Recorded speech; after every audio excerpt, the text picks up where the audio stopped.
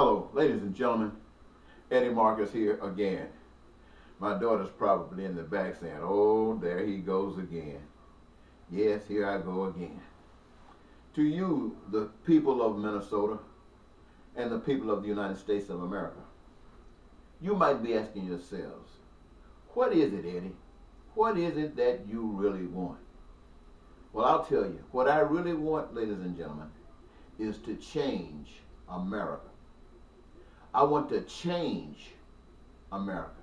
Not to try to fix this or try to fix that. I want to change America. And I need your support to make it so. My daughter often say, the one that's 14 years old, she says, "Dad, what you need is the young generation.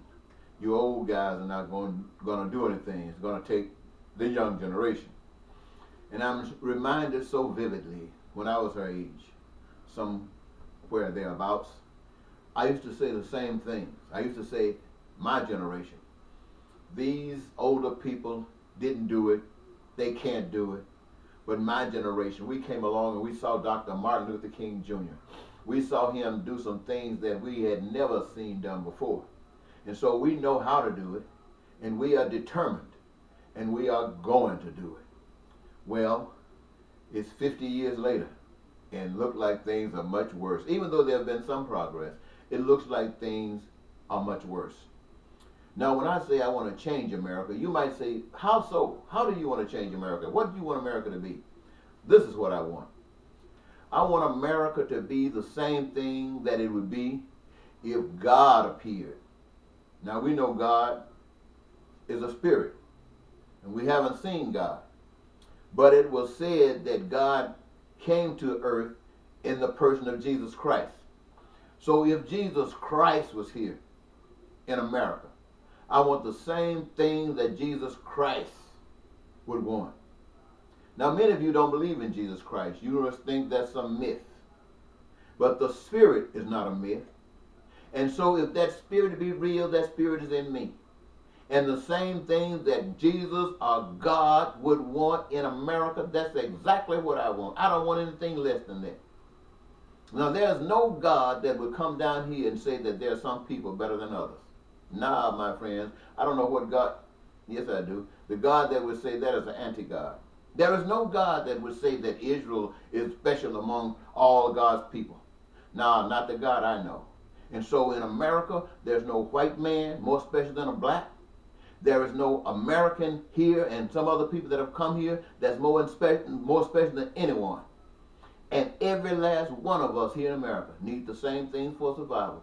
Food, clothing, shelter, education, health care, and a job to make sure that we don't run out of that stuff.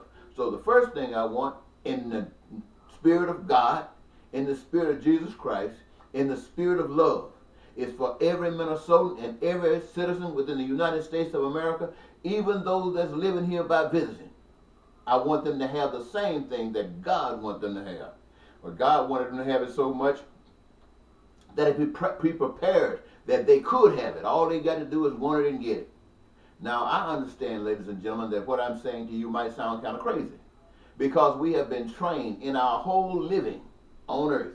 We have been trained by an anti-God. That's why none of this stuff ever existed. And those who have told us about God was weak-minded. That's why they've accepted things the way they are and put it on hold, waiting till Jesus to come ascending out of the sky to correct us. I'm not waiting on that. Jesus can come out of the sky if he wants, or he can stay up there. What I want, I'm here. And what every citizen in Minnesota and every citizen in this country wants is the things that I mentioned to you right now. They don't want to put it on hold no longer. Now, I know that there are those who have benefited from this system. They have come in and they have deceived the people. They have conned the people, and they live high heel. And we don't even have to think about those in the middle. Let's look at the ones at the bottom. The high heel and the bottom. God ain't got nothing to do with that. Not one thing that God has to do with that. As I mentioned to you, the anti-God has divided us in every way. Divided us in the family. Divided us in the home. Divided us in the community, divided us in the nation, divided us in humanity. And if you don't understand about humanity, he divided us by the haves and the have-nots. And so we spent our whole day, our whole time going at the other one, trying to say they took something.